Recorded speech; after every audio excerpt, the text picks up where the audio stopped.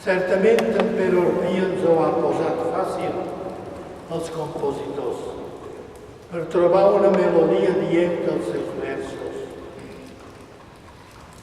La meva tasca en aquest acte no és parlar de l'obra poètica de Pere Orpí ni del llibre que avui presentam, sinó simplement donar la paraula als qui són aquí per parlar-nos de versos per cantar. Però perdonin si m'he accedit a les meves atribucions en aquest acte.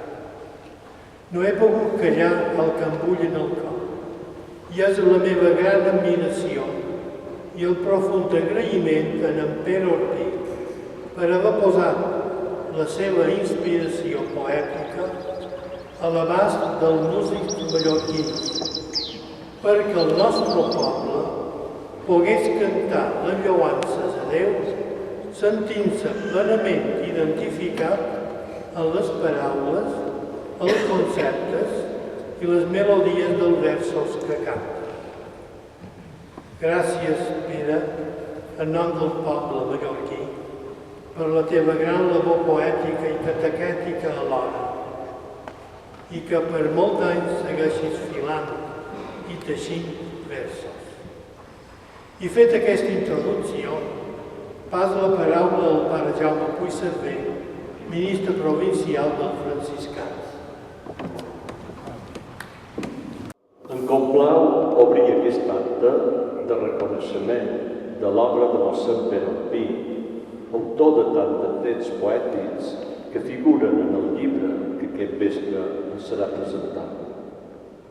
La teva poesia, mossèn Pere, ens apropa a Déu, ens fa sentir església compromesa i peregrina, fills d'un poble, d'una terra que valora i dona a conèixer el seu patrimoni. Gràcies a l'inspiració musical dels nostres germans, pare Antoni Martorell i pare Francesc Paula i de tant d'altres, la teva obra ha arribat profundament dins la nostra església de Mallorca, convertint-se en un dels seus millors llegats. Mossèn Pere, el nostre agraïment i admiració per tot el que ha fet per nosaltres. Ens ho han demostrat en la teva fina sensibilitat i el teu propi estil, que l'esperit franciscà t'ha inspirat i acompanyat sempre en tota la teva obra. Gràcies, Pere, i enhorabona.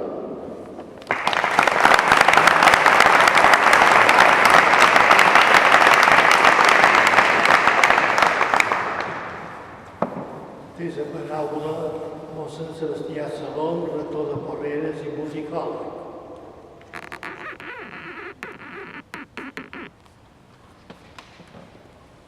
Bon vespre a tots.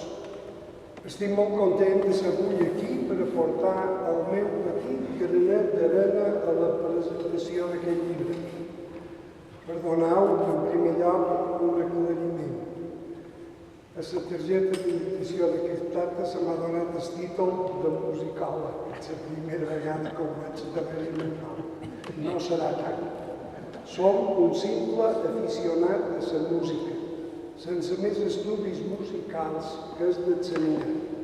La resta, autodidacta, i un bon amic d'en Pere Orpí que li ha ajudat en tot quant he sabut i pogut. En Pere s'ho mereix. I bé que s'ho mereix. Es mereixeria un homenatge que li fes l'Església de Mallorca per la seva contribució a la renovació del càntic litúrgic. Se mereixeria un homenatge que li fes la Conselleria de Cultura per la seva contribució a la divulgació de la nostra llengua en la delicadesa i la precisió dels nostres modismes propis amb què Pere la sap expressar. I aquest llibre, que l'ha treballat ell personalment, serà el seu gran homenatge. En la dècada dels anys 50 i 60, quan estudiàvem en el seminari, començava la renovació litúrgica que va culminar en el Concili Vaticà II. Cantàvem sobretot en gregorià i en llatí. Els cants populars religiosos en mallorquí eren pocs. Els recordareu, crec que no en Cantaven també Déu vos salve Maria. Déu vos salve Maria. Cantaven Mirau-me en clemència. Mirau-me clemència. I no molts més. Els cants mallorquins no eren molt abundants. Els nostres llibres de cant eren els usualis, els cantoral editat per Don Bernat Julià. Començaven a arribar càntics nous en castellà o traduccions d'autors francesos. Després vingueren cants religiosos d'autors catalans i espirituals negres en versió catalana. Qualque amant del gregorià s'ha atrevit a dir que el cant gregorià s'ha perdut per culpa del concili. I això no és ver. El concili diu en el número 116 de la Constitució sobre la litúrgia que l'Església reconeix el cant gregorià com el propi de la litúrgia romana. Però també diu en el número 118 que es promogui amb interès el cant popular religiós. I en el número 121 de la mateixa Constitució demana que s'afavoreixi la participació activa de tota l'assemblea dels fidels. Els qui sabem un poc de música sabem que el gregorià no és la millor fórmula de fer cantar tot el poble, tant perquè la música gregoriana té una cadència sense el compàs habitual, binari o ternari, sinó que segueix un ritme molt peculiar, com també perquè la lletra és en llatí i es fa difícil adaptar-li una traducció. El cant gregorià és un cant coral, una pregària per cantar a coro a l'uníson, per grups preparats i habituats, llibre en mà i quasi improvisant. En el seminari sabíem agafar els usualis i agafar qualsevol pàgina i sense balancear no s'atrevíem a cantar un antífona o un gradual. És un cant que no s'hauria de perdre i que les corals que canten a les iglesis n'haurien d'interpretar de tant en tant alguna peça, i no només com una peça de concert, sinó com una pregària litúrgica d'un alt nivell espiritual. Els cants gregorians que el poble sabia cantar, com la Salve, Salve Regina, o Tantum Ergo, el recordam, Tantum Ergo Sacramentum, o Te Deum, Te Deum Laudamus, o la Missa d'Àngels, aquestes peces el poble no n'entenia la lletra ni els podia cantar en l'unció pròpia del cant gregorià.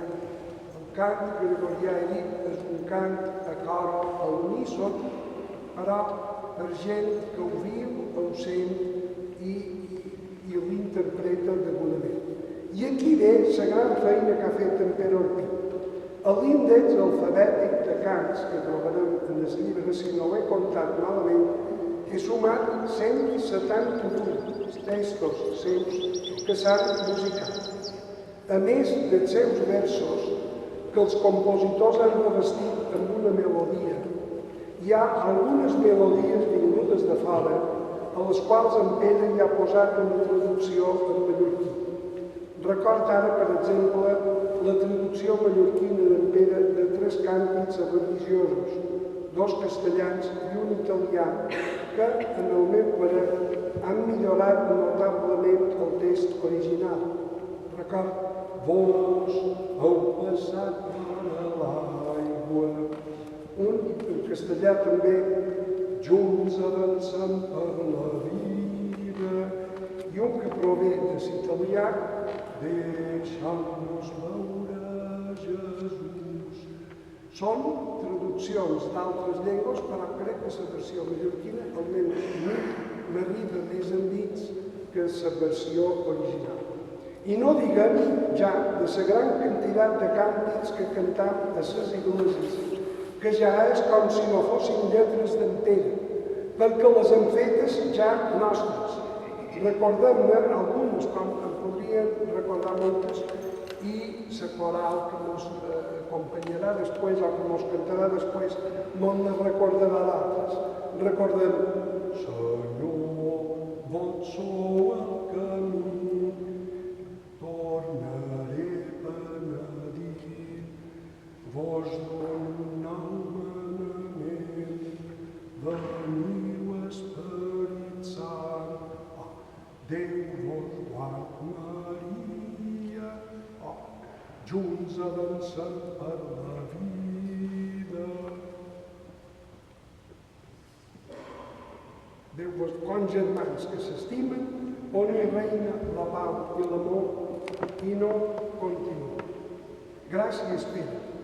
Gràcies a tots els compositors que tan bé han musicat aquests versos seus. I gràcies a tots els que heu contribuït a la publicació d'aquest llibre. És que les cançons i la música venen a ser com a punts de llum dins la foscor rutinària i bastant sovint de la vida. Per altra part, hi ha un pentagrama amb notes i és que vol significar que això són versos musicats, que no tenen només lletres, sinó també música. Després, a baix, hi ha un joc de xeremies i tamborí que és un dibuix estret d'un quadre meu, el que vaig pintar fa una sèrie d'anys, després de treure el meu llibre Sons de Mallorca sobre instruments musicals i de senyals de Mallorca, tant, diríem, fins i tot infantils i lúdics, etc. Bé. En quant al contingut del llibre, té 500 i busques de pàgines i va precedit, en primer lloc, per uns escrits, per una part del nostre bisbe Sebastià Taltabull, Sebastià Salom, com deixeble i amic, i el meu paisà Llorenç Tous, que no se troba actualment dins la nostra illa. Per altra part, hi ha un escrit més llarg que se titula Preludi, que és l'obra meva, en què explic tot el procés, diria, la meva història, com el meu contacte amb la música i com han anat sorgint totes aquestes cançons que estan contingudes en el llibre. Després hi ha les lletres, en nota de peu de pàgina que explica on se poden trobar, on se pot trobar la partitura, si està publicada, llavors on poden trobar una gravació, etc. O sigui que especifica orientació per tots aquells que llegeixin i vulguin saber coses concretes de cada un d'aquests poemes.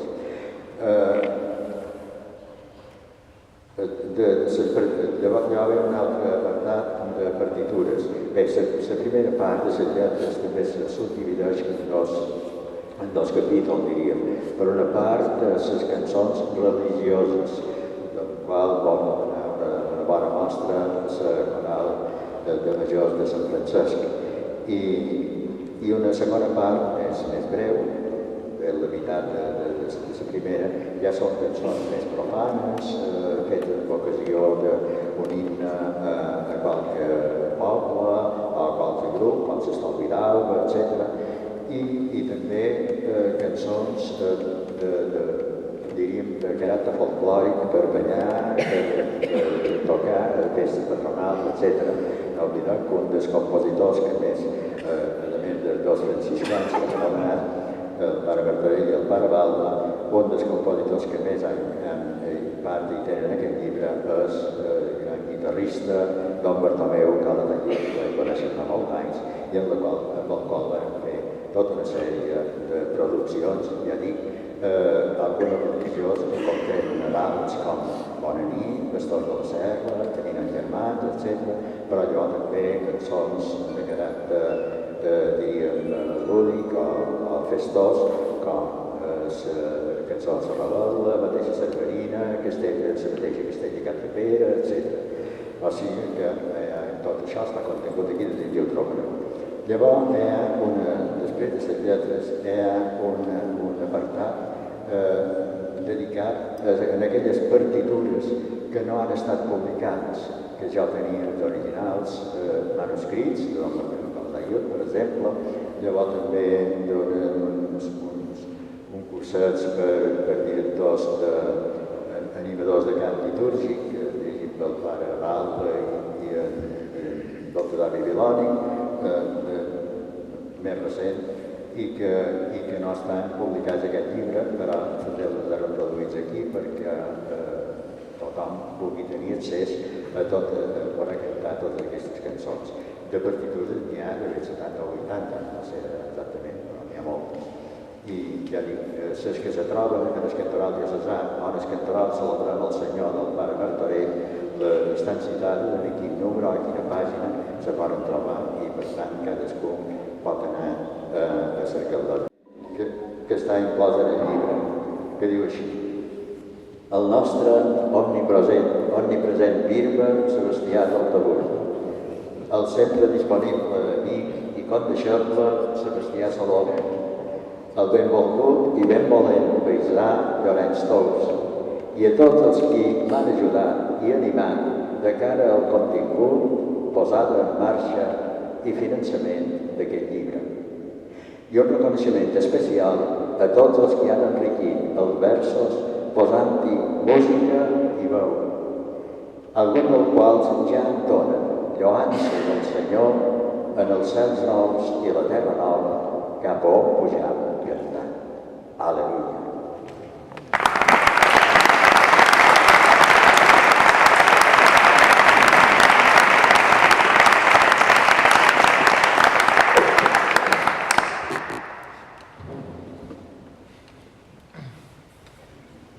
I ara, senyor bisbe,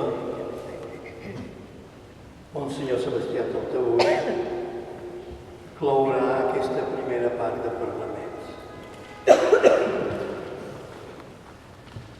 Molt estimat mossèn Pere, estàs entre tots sebastians, ben arropat avui.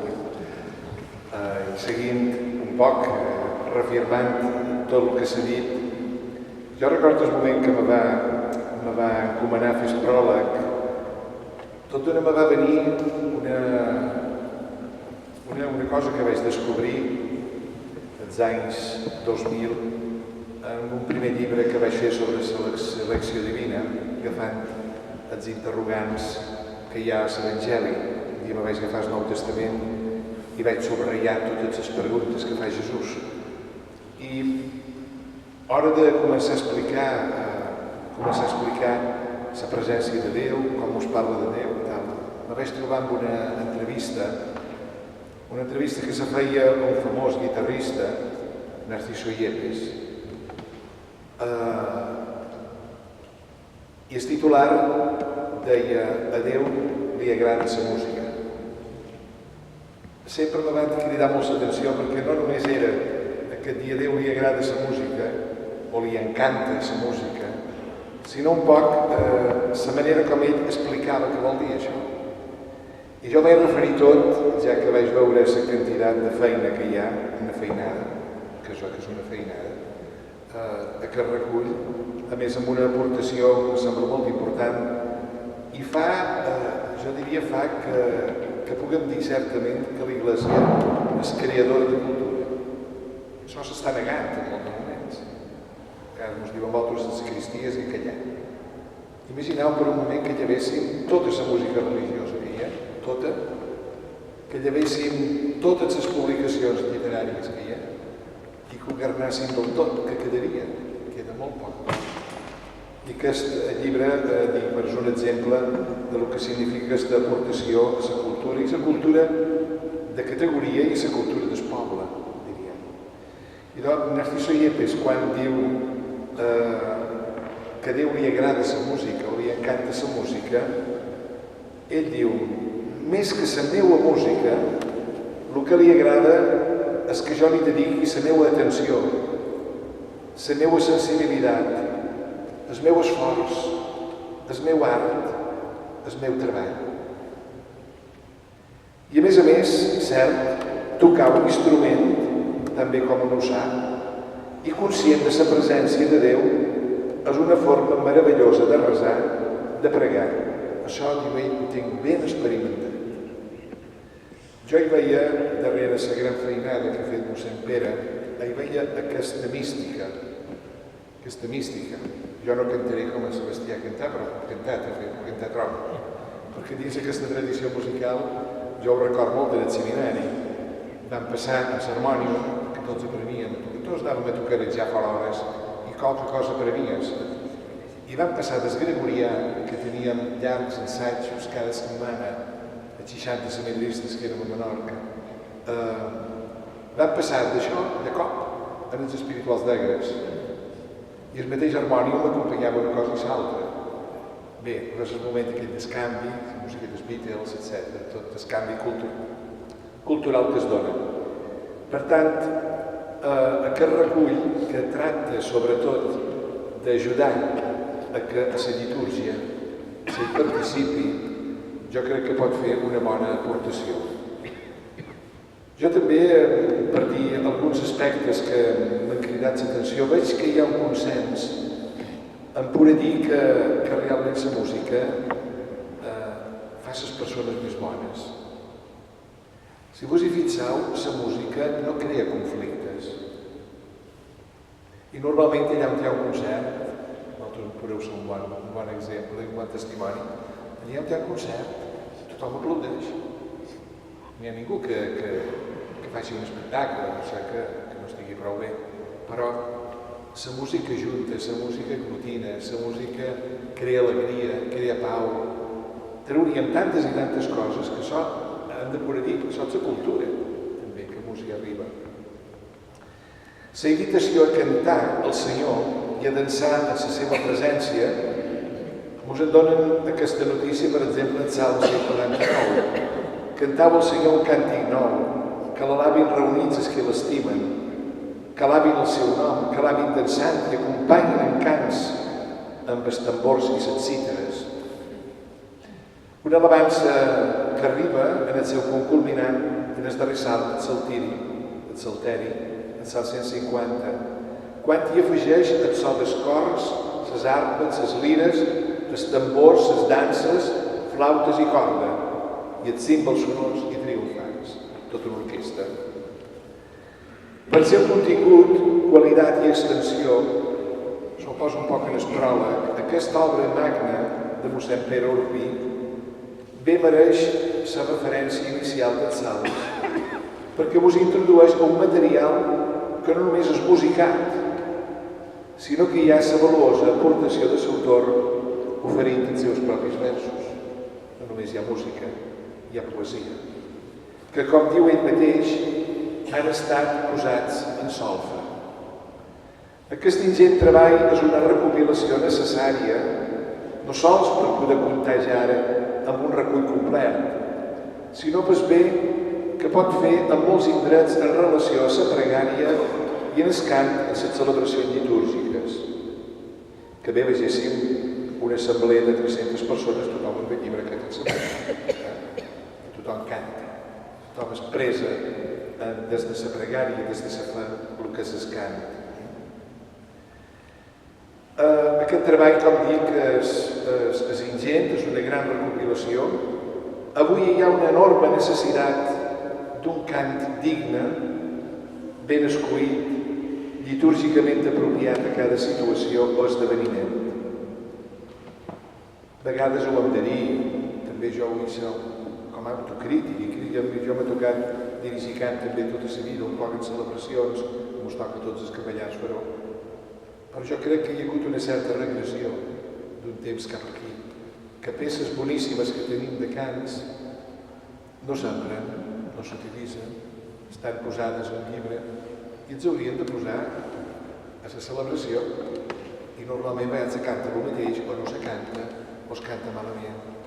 Hi falten directors de cant a l'assemblea, directors d'assemblea, gent que animi l'assemblea a cantar.